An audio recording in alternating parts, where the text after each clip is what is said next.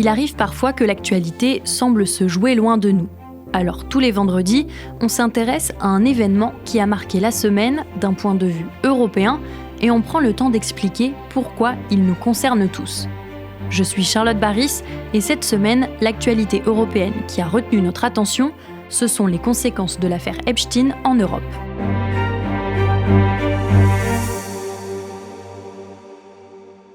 Alors que Donald Trump, pourtant proche du milliardaire Jeffrey Epstein, semble échapper au scandale, c'est en Europe que les retombées sont les plus retentissantes. Après la publication de centaines de milliers de documents par le ministère de la Justice américain, on découvre les liens entre Epstein et des personnalités politiques européennes de premier plan. Dans ces millions de documents, chaque jour des noms remontent à la surface. Celui d'un diplomate français, Fabrice Haydan, cité plus de 200 fois dans les dossiers Epstein. Le haut fonctionnaire travaille au Quai d'Orsay depuis 25 ans. Il aurait commencé à tisser des liens avec Jeffrey Epstein à partir de 2010. La princesse de Norvège va-t-elle devoir renoncer à devenir reine ? Depuis 2 jours, les médias du pays publient ses échanges avec Jeffrey Epstein. Il est connu du grand public britannique. Le travailliste Peter Mandelson finit sa carrière en sortant par la petite porte, emporté par l'affaire Epstein du nom de ce prédateur sexuel américain. Un scandale qui pourrait même faire tomber le Premier ministre britannique, Keir Starmer, pourtant aucunement impliqué dans l'affaire. Mais ces liens ont de quoi inquiéter autrement les Européens, car ils pourraient faire les affaires de la Russie.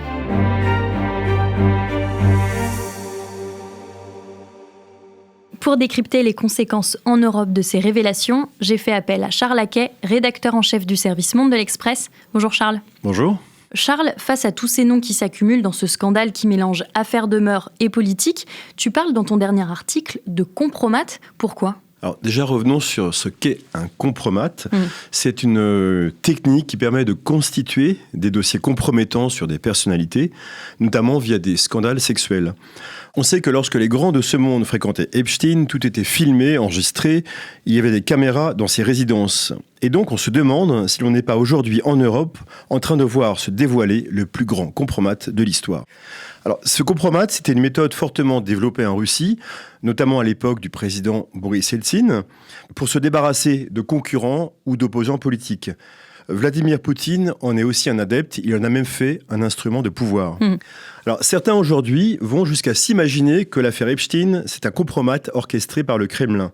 Alors, on ne peut absolument pas affirmer ça, mais c'est tout de même intéressant de voir et d'étudier les liens qui existaient entre Jeffrey Epstein et la Russie. Parce que justement, dans les documents publiés par la justice américaine, on trouve des noms de personnalités russes. Oui, et en premier lieu, celui de Vladimir Poutine, qui revient 1 millier de fois dans les documents. Et il y a quand même plus de 10 000 courriers, notes ou SMS qui font référence à la Russie. On y apprend qu'Epstein avait noué de longue date des liens avec de hauts responsables russes. Son contact le plus assidu était Sergueï Beliakov, un haut fonctionnaire russe formé à l'académie du FSB, les services secrets russes, et ils vont se voir pas mal de fois.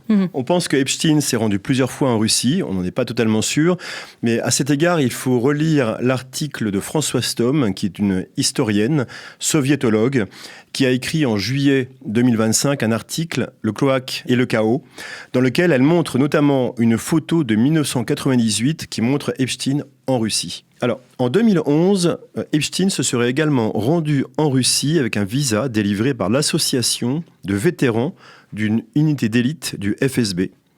En revanche, il n'y a aucune preuve qu'il y a eu une rencontre entre Jeffrey Epstein et Vladimir Poutine, même si le milliardaire a souvent tenté de le voir. Charles, quelle était la nature de ces liens entre Epstein et la Russie ? Alors, ils étaient essentiellement financiers. Au moins à partir de 2014, quand la Russie envahit la Crimée et que les Occidentaux mettent en place des sanctions économiques, Jeffrey Epstein va conseiller les hommes du Kremlin pour contourner ces sanctions en échange d'avantages et de juteuses commissions. Les Russes étaient très demandeurs de ces conseils parce que c'est quand même une personne qui est très forte en ingénierie financière et Jeffrey Epstein a parfaitement réussi à se vendre auprès des Russes et auprès du Kremlin. Par exemple, Epstein avait recommandé de créer une banque et de lancer une crypto-monnaie alternative au Bitcoin. Il a également proposé de créer des monnaies adossées au pétrole. Et il a également aidé des caciques du Parti communiste russe à préserver et à sauver des actifs, à les transférer hors de Russie au moment de la chute du mur.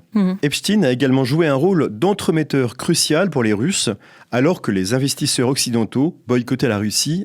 Il a permis de mettre en relation des connaissances dans la Silicon Valley, notamment Reid Hoffman, cofondateur de LinkedIn, ou Nathan Myhrvold, l'ex-directeur de la technologie de Microsoft, qui se sont rendus au Forum économique de Saint-Pétersbourg, qui est une sorte de Davos. Et donc Charles, tout ça n'est pas sans conséquence pour les Européens, parce que ça permettait au Kremlin de contrer la guerre économique menée par l'Europe et les États-Unis. Tout à fait. Jeffrey Epstein les a aidés à contourner les sanctions.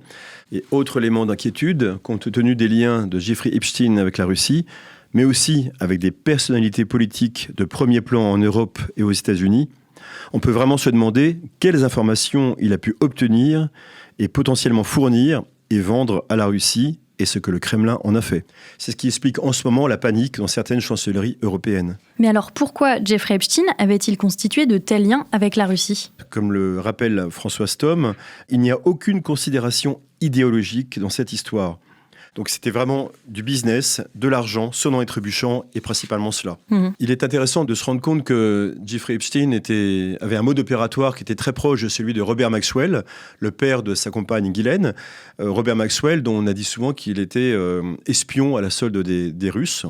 On peut se demander aussi quel était le lien réel des relations entre Epstein et les services russes. Était-il un espion ?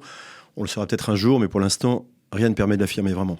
Et Charles, le fait que toutes ces informations soient dévoilées, ça n'inquiète pas le Kremlin ? Ah non, ça n'inquiète pas du tout, au contraire. Le porte-parole du Kremlin, Dmitri Peskov, a d'ailleurs dit ces derniers jours que ces accusations n'étaient pas sérieuses et qu'il valait mieux en rire. Mais il faut voir la façon dont le Kremlin, finalement, et la propagande russe traitent toute cette affaire. Toutes les émissions sur la télévision russe martèlent que les élites occidentales sont totalement pourries, que les sponsors de Kiev sont des pédocriminels. À l'inverse, bien sûr, selon elle, la Russie défend les valeurs traditionnelles contre un Occident satanique. La Russie représente la lumière contre les ténèbres, le bien contre le mal. Évidemment, quand nos institutions sont décrédibilisées, tout ça alimente le narratif russe.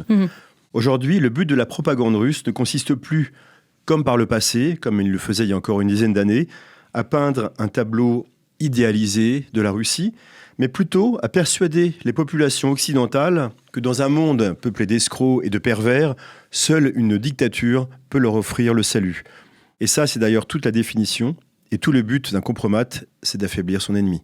Merci beaucoup Charles pour tes explications. À bientôt Charlotte. Tous les articles de l'Express sur l'affaire Epstein sont à lire sur le site l'express.fr. N'hésitez pas à aller découvrir nos offres d'abonnement. Pensez également à suivre l'Express Podcast pour écouter tous nos nouveaux formats. Et je vous retrouve la semaine prochaine pour une nouvelle analyse accompagnée des journalistes de la rédaction. À très vite.